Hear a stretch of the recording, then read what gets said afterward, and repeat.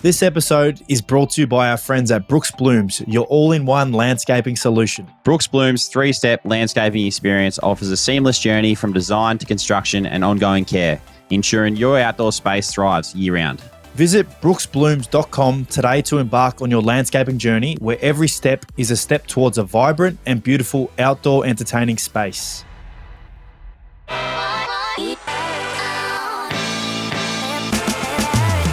G'day everyone and welcome back to another episode of the Ads and Dunks podcast. As always, joining me on the line is my best mate, Adam Trelaw. How you going, mate? Short and sharp this one. Yeah, nice intro. No, I'm going good, mate. I see we colour coordinated before we jumped on. We're both wearing the green, although they are different. Mine is a bit more darker. Yours is a little bit lighter, and obviously different initials.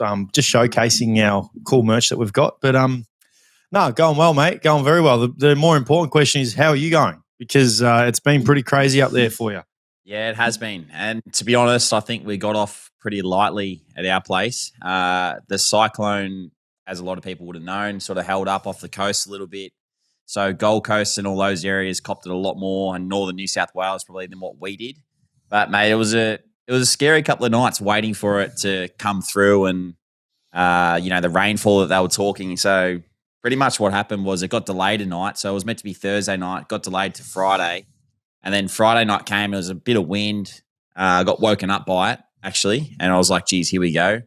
So I was ready for everything. And then the next day, it just kept raining. So it rained all day. And then the next night was the night that it just absolutely poured down. And, mate, I don't reckon I've ever seen that much rain in this short space of time. So it flooded a lot of areas around us, and we had the sandbags out ready for what was coming. Like, our pool was overflowing. Our backyard was having a bit of water through it. So, it was scary times. I feel for all those affected. But, like I said, we got off pretty lightly in the end. Yeah, I mean, that's kind of how I gauged it for you, because I was constantly trying to check in with you and see how you're going, because I was just hearing reports of bad weather and was seeing some stuff.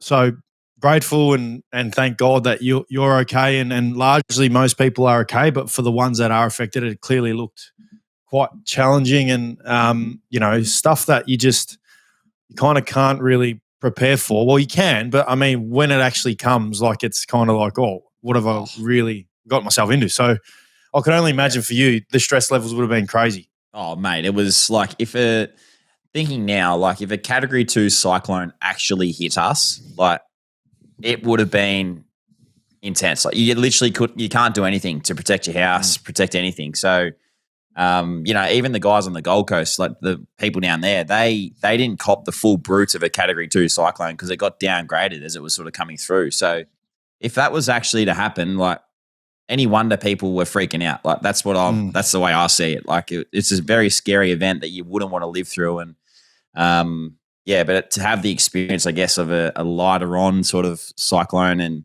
weather event is nice. So then you're prepared for next time. Yeah.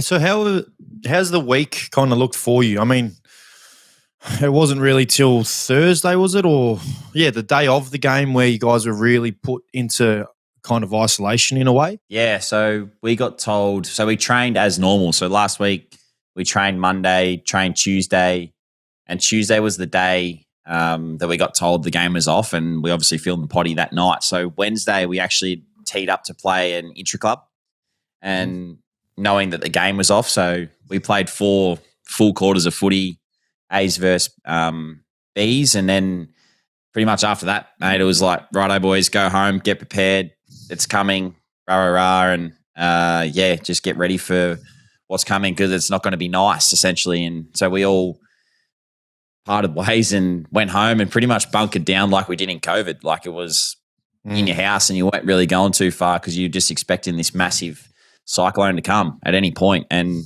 I think that was a scary thing too. Like, it can come at any certain time. Like, you can just pick up wind and all of a sudden be here. So you're just waiting around all day for it to come. And a lot of the bad stuff sort of hit us at night. So you didn't really see much of it during daylight. But a lot of scared people around, not only here, but everywhere up the southeast Queensland coast and northern New South Wales. So you've basically been, so today's Tuesday, you've basically been inside from Thursday to Tuesday. Yeah, Thursday. So we tried to get a training session in on Sunday, but it was just too wet. Like it was flooding essentially. So Monday was our first day back at the club.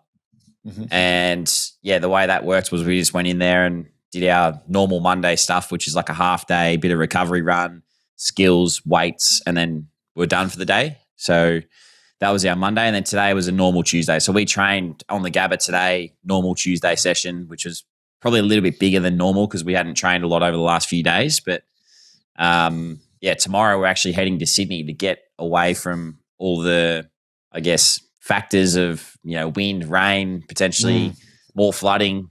So making sure that we can we get the right prep in before our round one game against the Swans. So run us through how that was mapped out. Did the club come to you guys and say it's probably best that we go to Sydney early to avoid anything else that might potentially happen? Or was it floated to you guys? Did you guys say, no, let's just stay in Brisbane? Or was it just something, all right, we just got to do this? Yeah, it was floated to us. We got a text saying potentially we might be out Tuesday, but we sort of knew last week that we might be out earlier anyway. So it didn't really come as a surprise to us that we're leaving a little bit earlier because, you sit here now and outside it was beautiful today. Sun was out first time in probably a week. But then I'm driving home from training, it starts pouring. So it's well, if that happens and all of a sudden all the ovals are back to being saturated and you can't train on it, then we're cooked. So just to get down there and, like I said, take out all those factors that might come into it and get a proper preparation in for the Swans is what we're going to do. And, yeah, looking forward to getting away with the boys again. Yeah, it sounds like Melbourne weather. That's what we experience in Melbourne all the time, hot, rain, hail, whatever it may be. At the moment, it's actual stinking hot this past week, so we can't complain. But, yeah, as you said, I'm glad that most things have turned out pretty well. And, hopefully the weather's gone by. And for those who have been, struck down by it or whatever it may be, hopefully you guys can come out the other end. And we're thinking of you. I did want to ask you, there was a rumor going around in that A's v B's game you guys had on the Wednesday. I heard a little rumor that Charlie Cameron kicked 9 goals 2 or something. 9 goals 2 and had 30 touches, mate. It was a pretty good display from the big fella. I must say that is not bullshit. That is truth to a T. Because so he's kicked 9-2 and had 30. Yep. Probably one of the best games I've ever seen. But you know what? I said to him, because he gets up and about with that stuff, Big King. But I said to him, he's been sort of the preseason, he sort of had to go, he's playing his role, he's doing a lot of things, and he's not really getting the reward. But it's a great reward from what he's doing for the team. And it's a good little learning curve, not only for him, but us as a team. I think that's, I was talking about that stuff last week on here. So, he's been biding his time, chipping away, and finally got some rewards. So he's running around the club this week saying he's kicked 30 and kicked 9 and had 30. Jeez Louise, look out for the Sydney Swans defenders who are coming up against him. Although Sam Wicks, speaking of the good defenders, he did an incredible job on Nick Watson. So if he gets the matchup on Charlie Cameron, good luck. It's going to be a ripper. It's going to be a good one. So that, presuming off all that, I was going to ask you, how was your weekend? Because I like to find out how your weekend was, but going off, and you probably didn't do much, did you? No, I didn't do a lot, mate. I had probably 3 or 4 days of, doing a lot of deep cleaning around the house, just finding things. Me and my OCD takes over, and I just want to do things, move rooms around. I nearly moved this room downstairs again because I thought, why not change it up again? But, little things like that. Watched a bit of horse racing. Certainly did. Watched, obviously, the games of footy that were on the weekend, the round 0 games, knowing that we were playing the Swans this week. Had a close eye on that one. But other than that, mate, it was just time just went by. I don't know. You just find ways to keep busy. And I was cooking, eating a bit of food. I probably put on 5 or 6 kilos over the few days, mate. But burned it all off over the last couple. I could imagine you'd probably you would have cooked breakfast, lunch, and dinner. There would have been no takeout. There would have been no takeaway coffee. Everything would have been done by you. I could only just imagine. No, well, it sounds like it wasn't an overly thrilling weekend, but as long as you guys were safe. My weekend was a little bit different. Obviously, I had my birthday on the Sunday, so it was we kind of did the celebration on the Saturday, which was really nice. My family in terms of family, my mum and my stepdad and siblings. We all went out for dinner to a nice joint in Springvale, actually. But then on the Sunday, my birthday, it was basically like any other Sunday. So, which is nice because it doesn't have to be about me. It was nice to get a few messages here and there and a couple of phone calls. So another year older, another year closer to retiring. Another year just to when I'm at the club complain about being one of the old boys. So, but I certainly felt the love from a lot of people, so I appreciated it. So you're telling me that your Sunday was just absolutely zero. You didn't do anything. I didn't go out of my way in terms of my birthday celebration. Yeah. No. Didn't do anything for my birthday. I mean, I got a present from. Really? No. That's unlike you. I did on the Saturday. The Saturday was good. I went out for dinner. Okay. And that was basically it. On the Sunday, I went and got my normal massage that I get on the Sunday in preparation for the Monday training. Like nothing was different for me. Just a normal day. So, are you getting that old that you're not even worrying about birthdays anymore now? Is that how it's going? Mate. No more worrying about. We're more excited about Georgie because Georgie's obviously got her birthday in 2 weeks, and unfortunately you're not going to be here. But we've got a birthday surprise party for her this Sunday, actually. Where, well, I'd like to say she listens to the podcast and understands, but she doesn't listen. And she would understand because she's getting to that age, but she's not going to hear this. So, really excited. It's going to be a Disney dress up theme. So, for our listeners out there, the ones who love their Disney, maybe send through a suggestion of what character I should go as. I've already had a couple from my friends, which has been quite funny. I reckon Brado could come up with a couple. I know you're not the biggest movie buff, so I'm not going to ask you, mate. But there's a couple. So a couple off the top of my head. There's the son in The Incredibles. So he's super fast. His name's The Flash, I believe. So this is what he looks like for you, Joshy. Oh, yeah. I know. Yep. And then there's the villain in The Incredibles as well, who's got a bit of red to his hair, which is I was a little bit. That's not me because I'm not. I don't have red in my hair. I'm a blondie, so still yet to find out what I'm going to wear to the birthday. But I'll wait for the listeners to send some stuff through.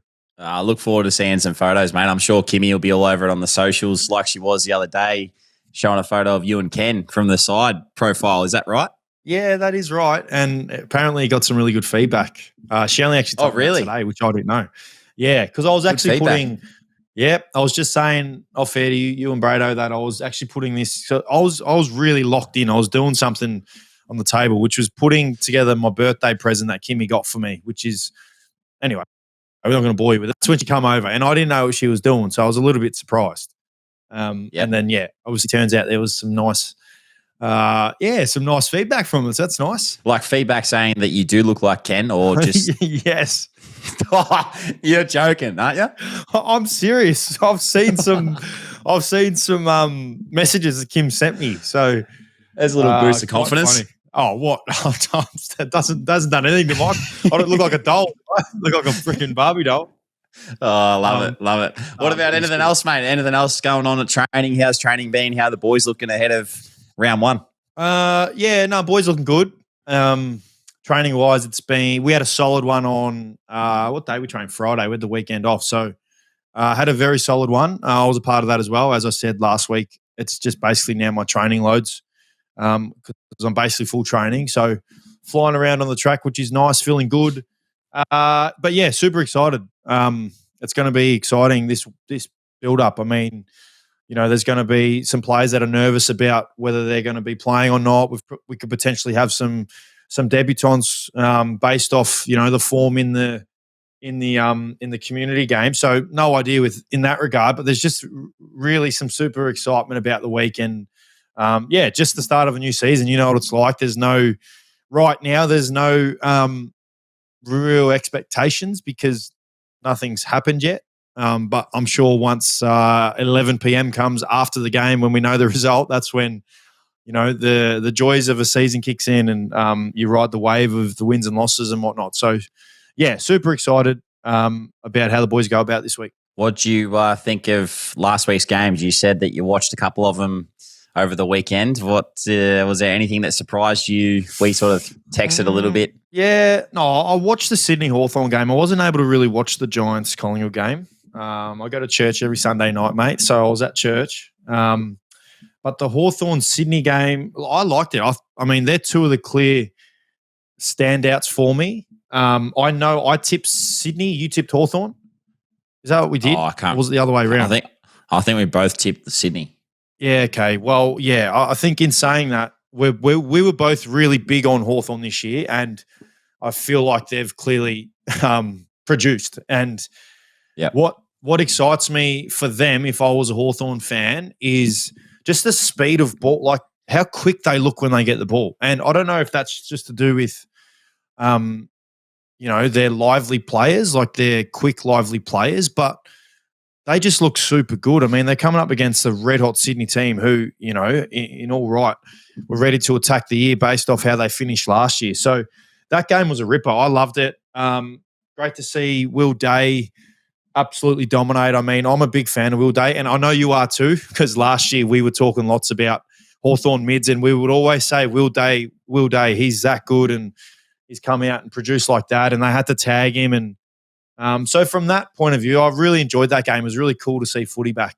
But the Giants-Collingwood game, you could probably touch that game more than what I could. Yeah, I thought, similar to you, the Sydney Hawthorn game was an unbelievable offensive viewing, I reckon. And the better team that defended probably well was the team that got on top in the end. So it was a pretty cool spectacle to watch that one open up this year's AFL season. But the Collingwood Giants one was, similar in some regards. Like Collingwood early on looked like they had a bit of ascendancy, and Nick Daicos was doing his thing around the ball, but then the Giants just put on goals. I think it was the second or third quarter, and they piled on like 5 or 6, I reckon, and it was like unbelievable footy. That orange tsunami that they talk about was incredible, and their players in Finn Callahan, they're younger guys, like they were just Daniels, so good. Yep. Like, they're just the team element to their game at the moment is incredible, and they're probably one from the weekend that I'm like, geez, they're going to be hard to beat this year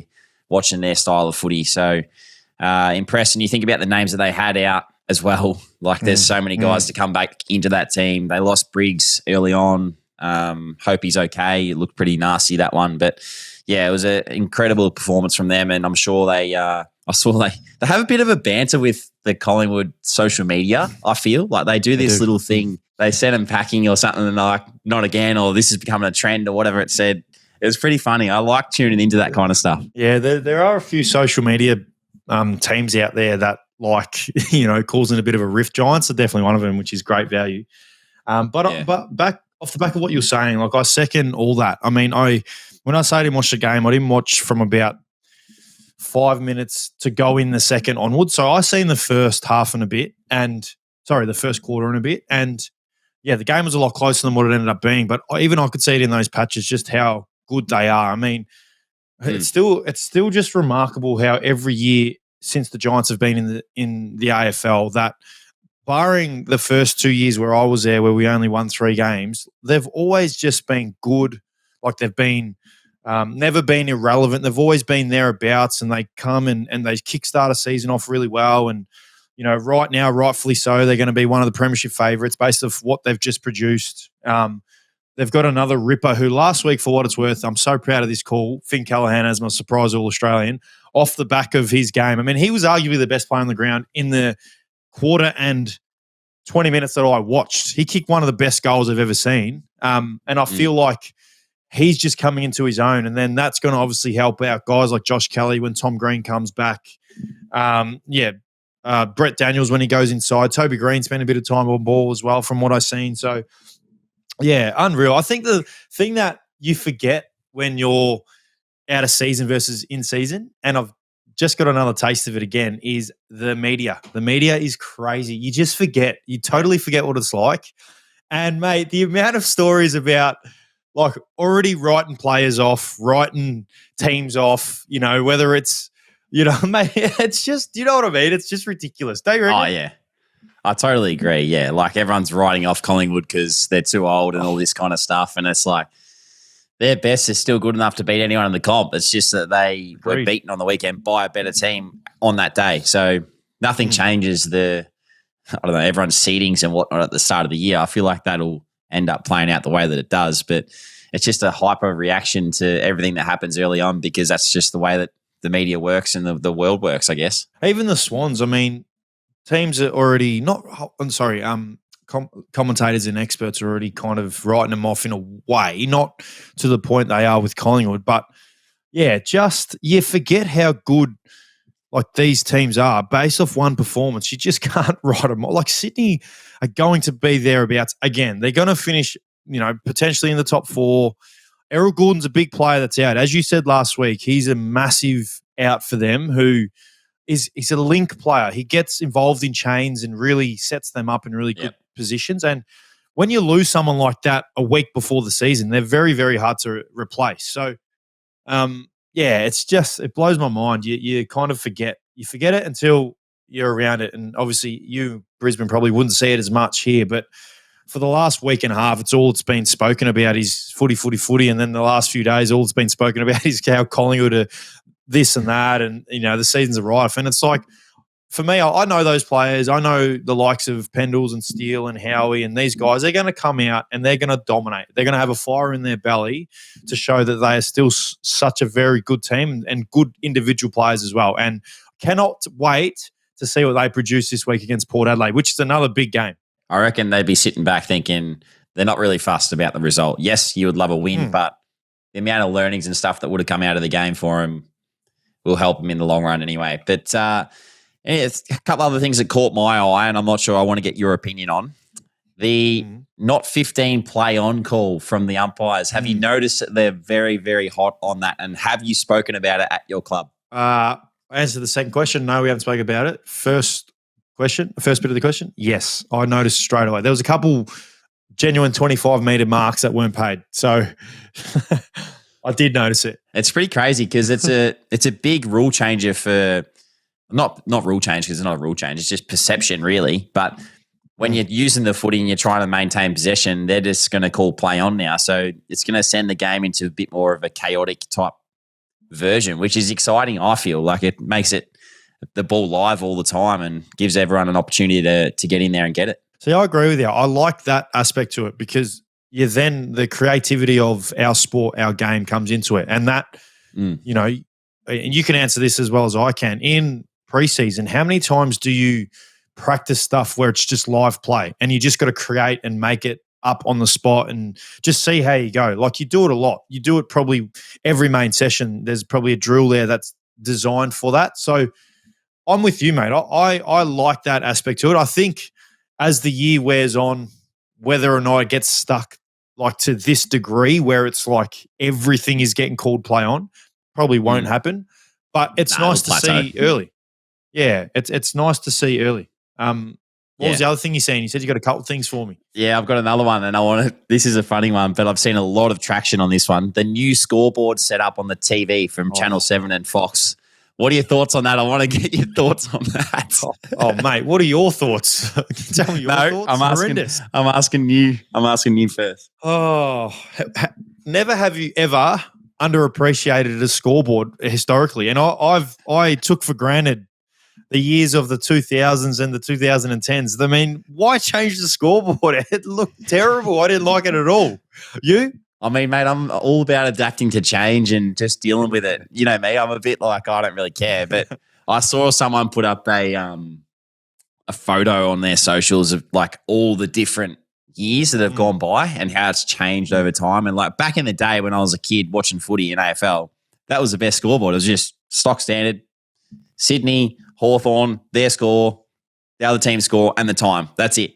No, none of this flashy stuff. But I wonder what like guys like Wild Man and past players of the game that are now, a bit older, what they would think of that kind of stuff. Because they'd still watch it and think, geez, what is this? Like the game's just going past us. What is this covering half my screen? Like this is ridiculous. Speaking of those old scoreboards, I remember a time like well into my, or it would have been probably from about age 11 till I got drafted. I remember there was a scoreboard on Channel 10, I think it was, where it didn't actually show you how long was left in the game. Do you remember that one? Yeah, and they would say 5-minute warning. It'd be red. 5-minute warning. And then 5-minute warning. Yeah, mate. And it'd be a count up clock. Yes. So Yeah. like that, those scoreboards there, it's not the clock issue. It's clearly how it looks. But even just the little scoreboard up there, the teams, you could see the count up clock, adds excitement to it. Geez. Talk about change from those times. Our footballing ancestors would be very, very disappointed in that scoreboard. Oh, mate, it was funny. I just love seeing the fallout from it because, as we know, social media these days, everyone has their own opinions and whatnot. So it's just funny. Some of the comments were just hilarious. I couldn't help but not ask you that on this week's potty. Anything else though that caught your mind or that caught your eye on the weekend? There's obviously been one thing I do want to say. There's obviously been a bit of talk, as there is every year, every week, about Nick Daicos, and I want to talk from a player's point of view. Is the fact that he gets questioned about whether he was fit enough to come in and play is beyond me. Because a couple of things here: no one who plays AFL, and I mean no one, would openly go out and play knowing that they're not going to get through a game, going to cramp in the third quarter or whatever it may be and not get through the game. He clearly would never go out there thinking he was going to do that. Clearly the heat and whatnot, whatever it may be, getting tagged, getting sat on clearly affected him. But no way was he thinking, I'm underdone, I'm going to go out here and whatever.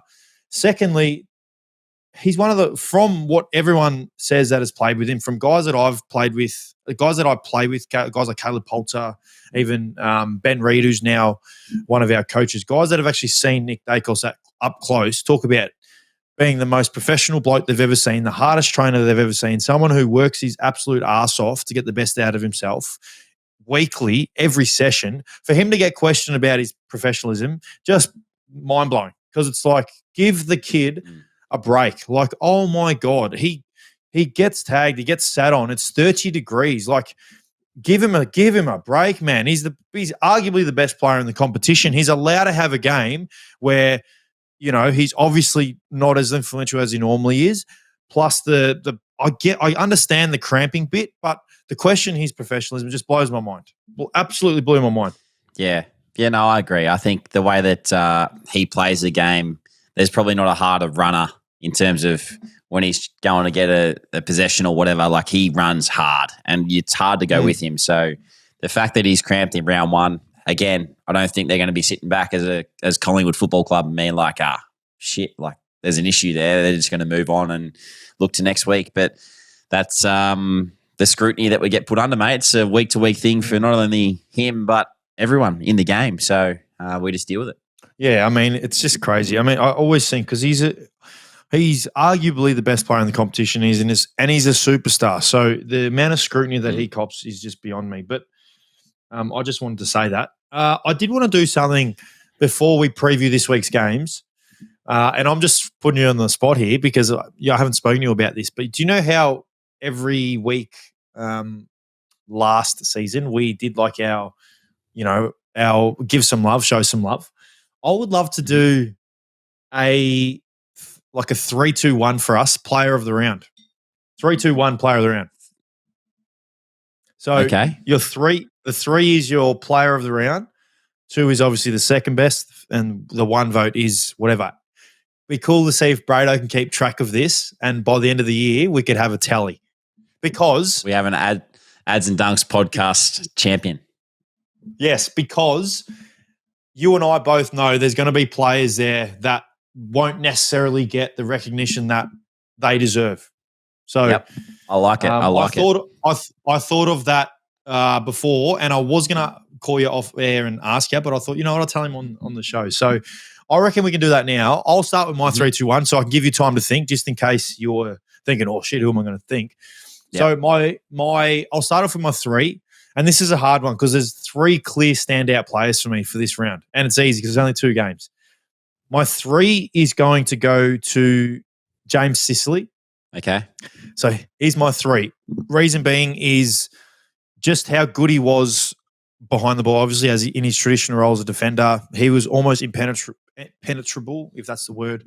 And then his impact when he went forward and, the way that he was able to have a say in those scores, unbelievable. So he's my 3. My 2 is my boy Finn Callahan. Incredible game. That's all that really needs to be said from the quarter and a half that I seen, and then looking at the highlights afterwards. Incredible. And then my 1 vote goes to Will Day. I thought he was, his first half really helped set up Hawthorn's game. So they're my 3. Don't mind it. All right, I'll do mine. So off the top of my head, I'll go 3 votes to Sam Taylor from the Giants. I thought he was unbelievable. And you talked about Sis being really good down back. Well, he got swung forward late. But Sam Taylor, mate, he's a brick wall. He's an unbelievable player, that guy. And you'd love to have him in your team. 2 votes for me will be Will Day. Yep. And 1 vote for me will be Tom Barrass from Hawthorn. I thought he was really good as well. And I think it's also worthwhile now going forward. Couple honourable mentions as well. So, wholeheartedly, Tom Barrass and Sam Taylor would also have been honourable mentions. I think Dylan Moore as well had a ripping game. Josh Kelly, superstar, also had an awesome game. Bedford as well. His job on Daicos was unreal. So it's exciting. I can't wait to see how this tally pans out, and I can't wait to see how we vote our own games. Yeah, there's another one. There's another one that I reckon you're missing from Hawthorn is Lloyd Meek. I think he's going to be one of the best ruck. We were talking about it before at the club. Like, he's going to be one of the best ruckmen this year, I reckon, in terms of All-Australian. If I did my All-Australian thing, I think he might be a surprise All-Australian this year because he's a good player. Yeah, I think that's actually worth noting because you've seen now how obviously for those who really keep up to date with the rules and whatnot of footy, the rucks can now come across and, at centre bounce, they can actually come across body up. So remember how for a while we kind of lost that, grind, old school, like contest ruckman who just would genuinely win because of pure manpower. We kind of lost that for a little bit because the athletic side was coming out. Now that's kind of back, I couldn't agree more with you. Lloyd Meek, Tristan Cherry. Cherry? Is that how you say it? Tristan Cherry. He's obviously in that mould as well. Kieran Briggs is in that mould. I like that call. Lloyd Meek was unreal against the really good ruckman in Brodie Grundy as well. So going forward, we're going to do that. So make sure you have a think before we come on air. 3, 2, 1. Yes. Preview the games. The first proper round of previewing for us, which is exciting because we've now got a 3-2-1 voting system for the year, and now we've got a tipping comp that's starting from the start. So super excited, mate. So we'll kick off with the Thursday night game, Richmond Carlton. Who you got? Yeah.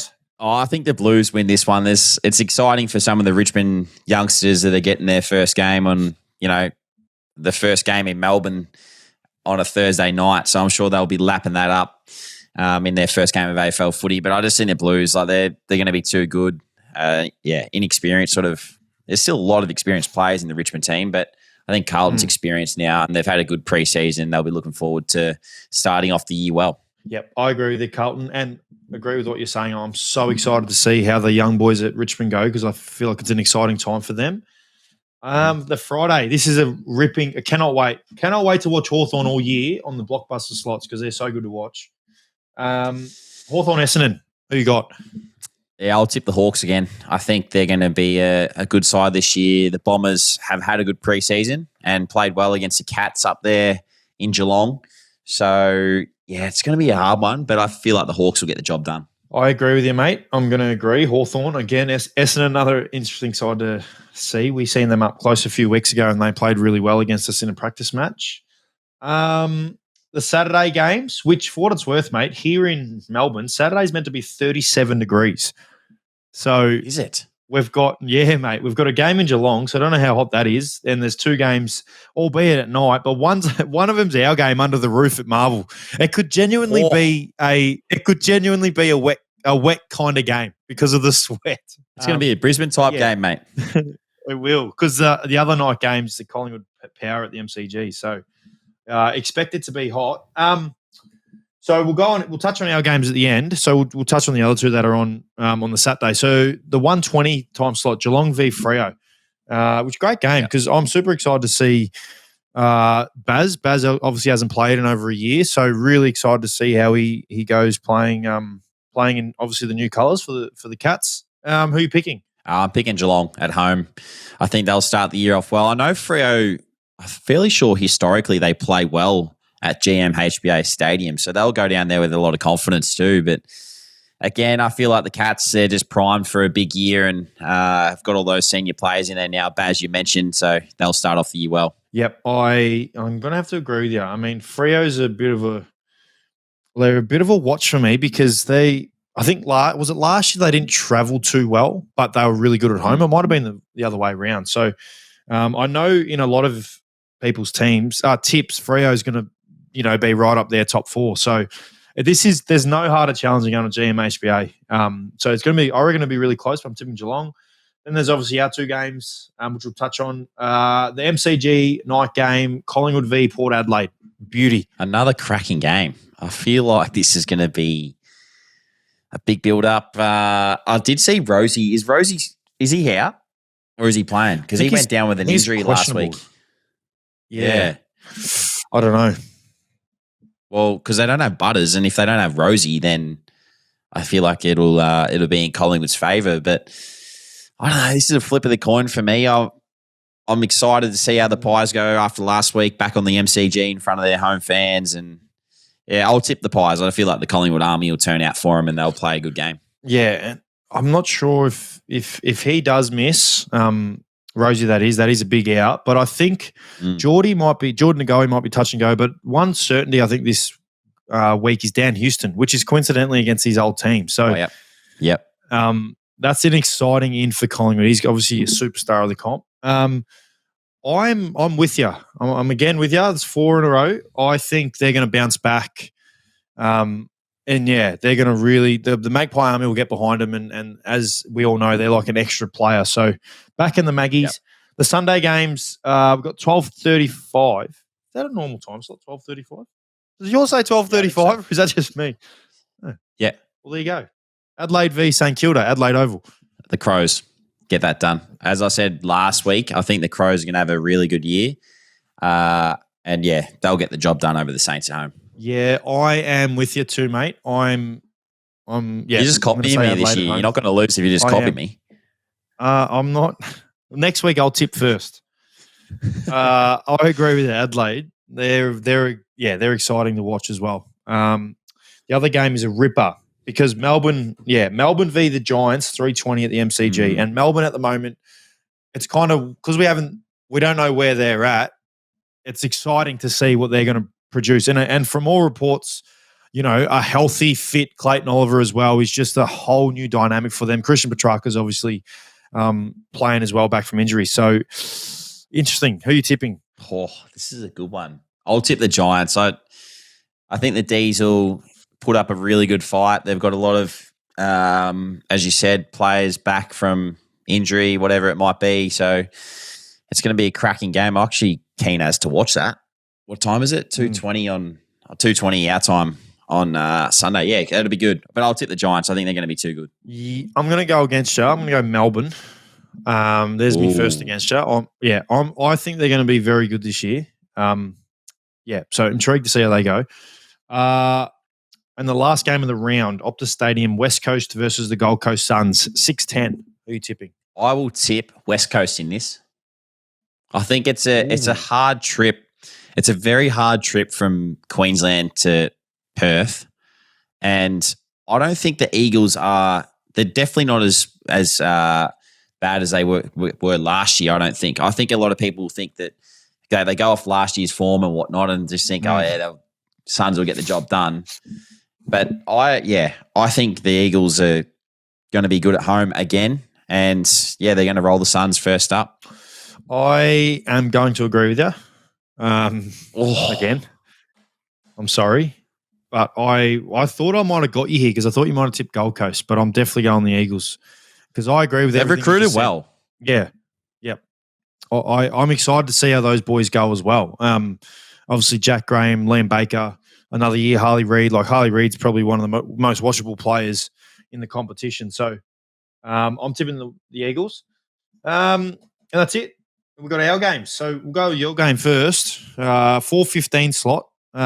Of course, I'm not playing this round, so I'm super excited to be able to watch this and my boys. So, yeah, Sydney v Brisbane SCG, 4:15. How you feeling, mate? How's the boys looking? Obviously, you had a chance to filled us in on your 4 or 5 days, but how's the preparation, or what will the preparation look like now for the next few days going into this game? Now that we've also got some vision on how Sydney started and how they like to go about it. Yeah, firstly, I'll say I love this time slot. 4:15 is like the best time to play, I feel, as a player, because you get some time in the morning and it's not too long a day.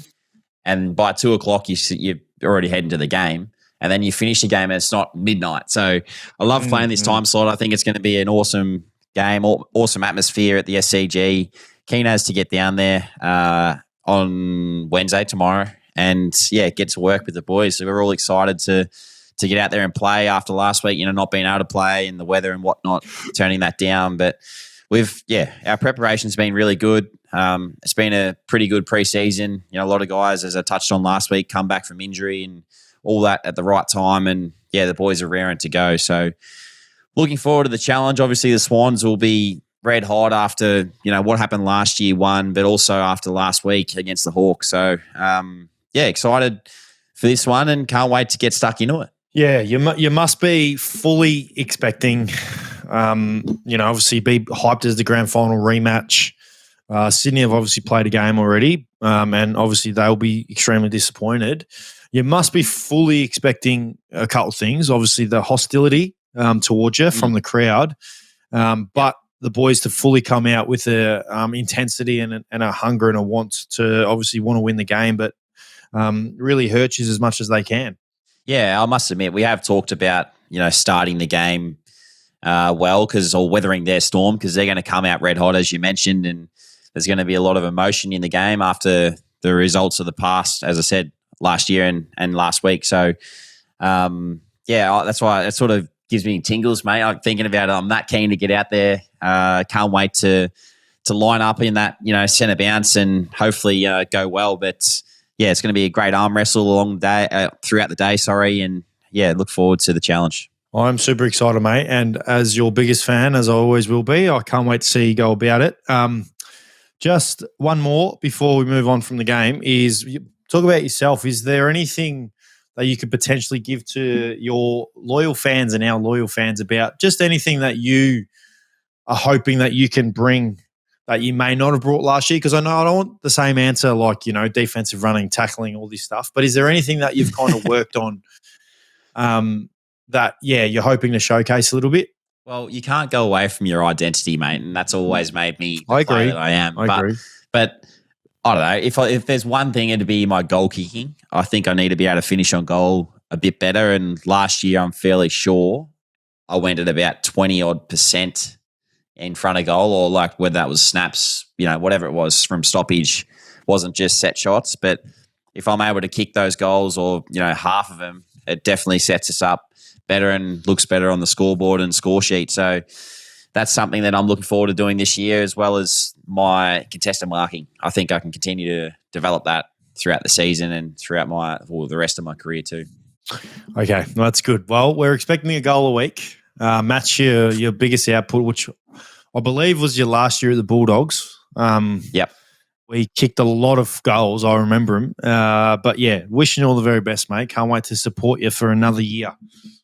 Thanks, mate. Likewise, when you get back out there, obviously your game, which you'll be watching, are you going to go to that? Do you have to go to that? Absolutely, mate. I'll be there. I'll be revving the boys up right before they run out. Beautiful. 6:30. I keep saying our time. 7:35 your time in Melbourne.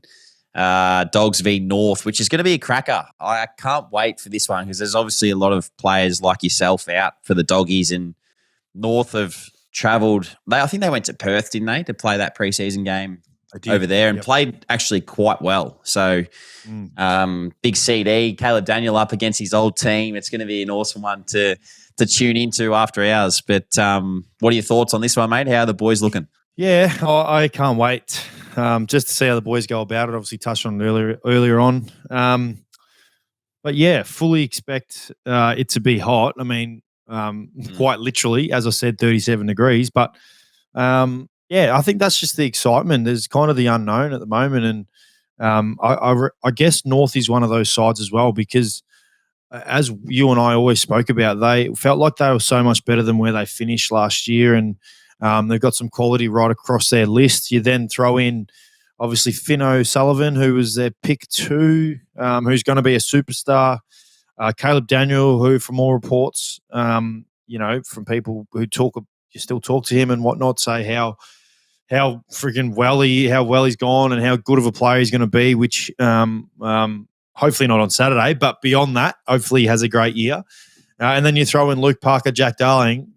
There's some invaluable experience there, and it's just exciting. We get to come up now against an opposition 4 points, put into practice what we've worked on all off season, and I can't wait to see how our boys go about it, especially the ones that haven't played for us yet. Matty Kennedy, no doubt, he'll be itching to go and raring to go, and the Bulldogs fans will be super excited about watching him go about it. So.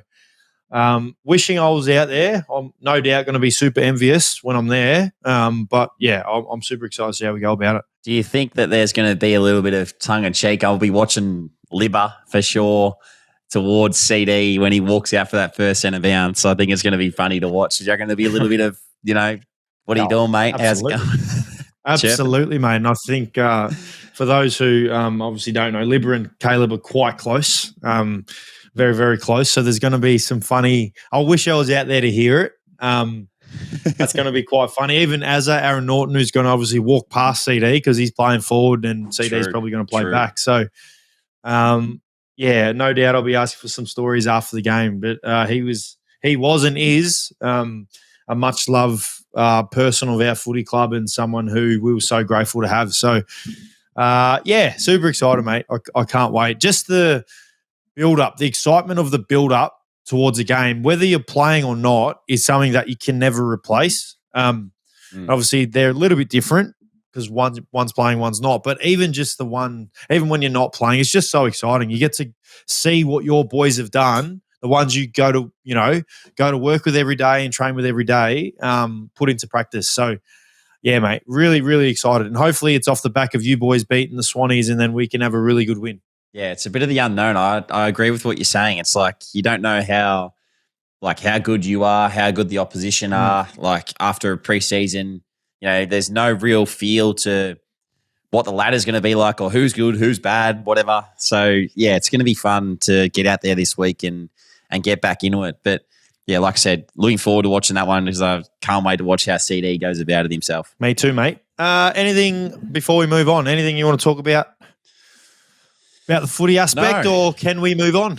I think we can move on to our favourite segment of the week, mate, and that's our Brooks Bloom of the Week. As always, we love thanking Brooke on here and for all her support. But who's your Brooks Bloom of the Week this week, mate? Well, mate, because on my birthday I didn't really do much. I spent most of my day on the Saturday. I spent most of my day watching the races, which was a great day. So my Bloom of the Week is going to be a horse. Which I'm excited about talking about. But my horse of the week is Linebacker. Oh, yes. Good win. Oh, what a win. What a freaking win. Zach Lloyd, who is, I don't know how old he is. How old is Zach Lloyd? I actually don't know. But he is probably the hottest, what I mean by hottest, like in form, because I know what people's minds are like nowadays. He's the hottest commodity right now as a jockey. I feel like anything he's riding, is always thereabouts, and he's on fire. Linebacker, what a race that was! Great race. So that's my Bloom of the Week. Don't mind it. Don't mind it. I would have probably said Tom Kitten if I was picking a horse, but I knew beat you would. your boy, Mr. Brightside. You did. And I was flat about that. But anyway, what's yours? My Brooks Bloom of the week is actually being a Queenslander now. It's the Brisbane Broncos. So they played down in Sydney on Thursday night against the Roosters. And after last year's disappointment, they came out and put 50 on the scoreboard, mate. Put 50 in an NRL game, which is huge. So I'm getting around them this week. I feel like it's they've got a couple of recruits over the off-season, new coach. So they're going to be an exciting team to watch along with the Dolphins. Obviously, two teams up here in Brizzy. So watching them go about their business on Thursday night was pretty cool. They were only upset by the Storm, but they put 56 on the scoreboard against the Eels. So your boys, the Melbourne Storm, mate.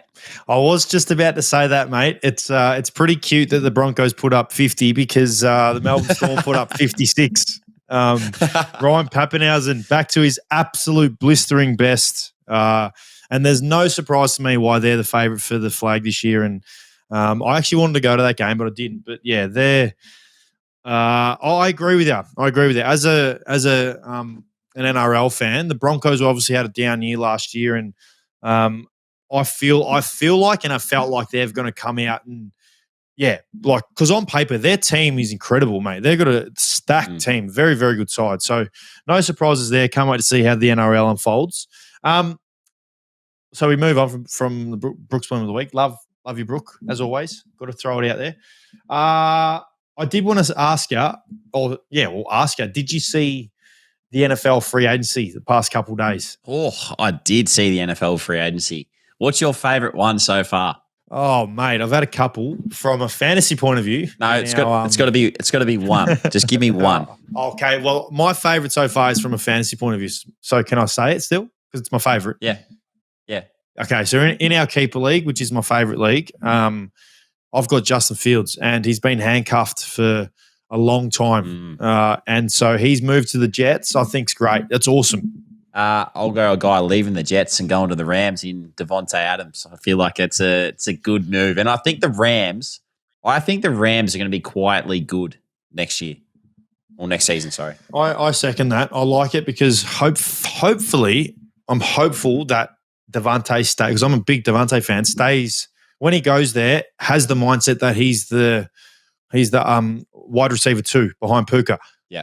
Because I feel like that's where, I feel like he got a little bit.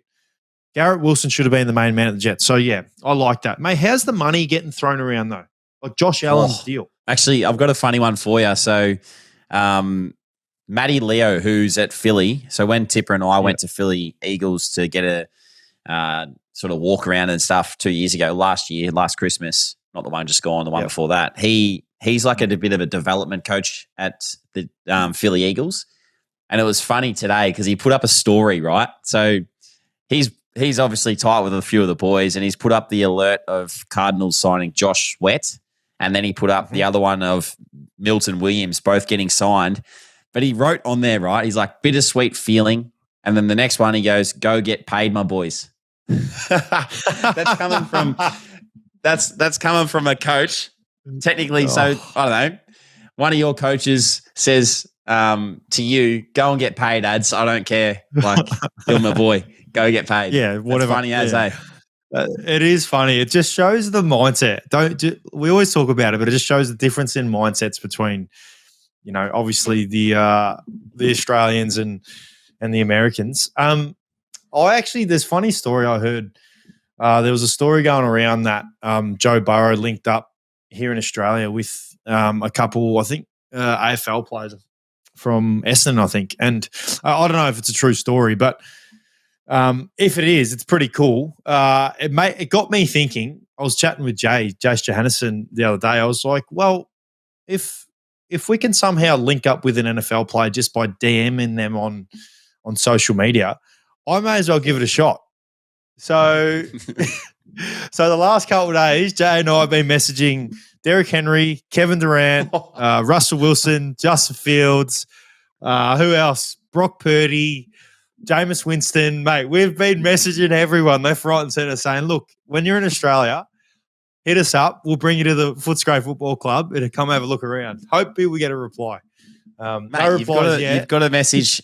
You've got to message someone from the Rams because they're coming out to Australia soon. So that's what Jay said. Jay said to message maybe Puka Nakua or Cooper Cup. Yeah. But Cooper Cup's getting released, so can't do Cooper anymore. But message my boy Devontae Adams. I should. He'll come hang out with you. My goal is this year, all year long, is to hopefully get a reply so I can show it on the podcast. I'm going to keep messaging. I'm just going to message everyone. I messaged Kevin Durant as mate, I love you. I've been your biggest fan since your Texas days. I supported you when you got drafted by Seattle. Can you please come to Australia so I can show you around Footscray? Oh, I love it. Yeah, how good. Yeah, that's funny it is good. Maybe if you could think of some suggestions for me or the way I go about it, send them throughout the week because I want to really get someone to reply to me. All right. Well, I'd probably suggest you don't go too high. Just like shoot a bit lower and go for someone that's not as big a dog as all those guys that you reeled off. Derrick Henry. Hey, I went to Brock Purdy only had when I say only, it's because Derrick Henry has, I don't know how much he has, but Brock Purdy only had 1 million followers. So I was hoping he might see a guy from Blue Australia tick. play professional sport, blue tick, yeah. Yeah. But I don't mind it. Yet, so I don't mind it. we'll wait and see. Are you going to wrap us up though, mate? No, I'm not wrapping us up yet because I'm going to ask you my curly question of the week. Okay. And this one's a shout out because I was scrambling a little bit late. I was in the spa this afternoon doing some recovery and I asked Big O. I was like, mate, you got something for me to ask Adam tonight on the podcast? Like, I just need something curly. And he's like, oh, look, mate, no way. Like, he walked out. And then 5 minutes later, he's come storming back into the spa and he goes, mate, I've got one for you. So picture this, Ads. This is what he's giving me. Go. You're at the MCG. You're in the middle of a concert, like think Taylor Swift or a massive sporting event, whatever it is, the NFL game next year, whatever it is. You're sitting in the middle of an aisle. So there's people everywhere, packed house. What are you doing when you stand up to go out to get a drink? Are you standing up and walking face forward and going side shuffle, or are you turning around and going backwards to the ground and walking out that way? What are you doing? Oh my gosh. What am I doing? So if I'm walking forwards, the you're front facing bit's forwards all up in everyone's grill. Yep. And if I'm walking backwards, your back the other way. Yes. Yep. Nah, I'll probably go the backwards so it's a bit more respectful, don't you reckon? I don't think that happens. I reckon everyone just faces forward and just goes side shuffle, but you don't think about it, do you? No, you don't. No, I think everyone just faces forward and I agree with that. That is a curly question. That's a ripper. Well done. There you go. I love it. I wonder. All right, we'll get our man Braid on now. I want to hear his answer. You got to go butt in their face. Otherwise, then you're making eye contact. Give me the butt any day of the week. And I thought Ads was going to answer that because he knows he's got a nice butt. He gets a lot of feedback on that. True. I do have a couple of follow-ups for you. Happy birthday. I did want to say that. Happy birthday. Thanks, mate. Thanks, and hopefully the injury's going well. We all know you're injured. And I want to ask maybe it's something that we put out to the listeners. What's the name of the Ads and Dunks Award? So it's got to be something better than the Brownlow, doesn't it? Get some listeners to send some ideas through too, please. Put that out there. And then I think there's a mistake on the stats here. I'm looking at the stats at your goal accuracy dunks. And it was around 26% goal accuracy. You kicked 6 goals, 6 last year from 23 shots. That doesn't line up. So 23 shots, where'd the rest of them go? True. Yeah. That's 12 shots on goal. They either went out on the full or didn't make the distance. That's it. That's 11 shots that just didn't go anywhere. Exactly. Wow. Well, it's only up from here, isn't it? It is, mate. It is. Well, the year before that, you went at 18%. So you're on the increase. What about the year before that? Tell me that year. 46. Yeah, shit. The thing is, at least he's getting shots on goal. 23 shots on goal is pretty good. No, see, that's silver lining. He's always positive. He's a positive man this year. He did say that. Anyway, thanks for having me. Thanks, Brado. Thanks, Brado. Hey, before we wrap up, Ads, I did want to. You did just mention for our fans to write in what their suggestion is for our Brownlow, but we are going to do some giveaways again. So the signed green hats that we'll put a photo out on our socials over the next few days will be up for grabs. So the first challenge for our listeners is to share our podcast on your story, so Instagram story, and tag us in. And we're going to pick from whoever does it. So you got to share it. So go on Spotify or Apple Podcasts and then click share, and then on Instagram story. It's pretty easy to do. Then tag us in and we'll choose a couple of winners on next week's podcast, and we'll send a few hats your way. So thanks again for all of our fans. We really appreciate the support, mates. And yeah, that's another week done. We move on. We do, mate. It's my favorite part of the week. And I love seeing your face, mate. And I want to wish you again all the very best for this week, because I'm not going to be out there myself playing, but I can't wait to see you kickstart another campaign. So wish you all the very best. And as you said, mate, thank you to the listeners always supporting us. Yep. And thank you to our sponsors in Brooks Blooms and Chris Anderson Racing too. So thanks, everyone. We'll see you all next week.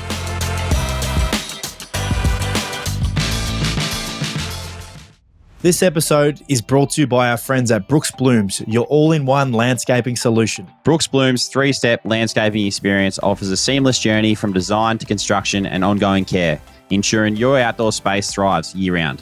Visit brooksblooms.com today to embark on your landscaping journey, where every step is a step towards a vibrant and beautiful outdoor entertaining space.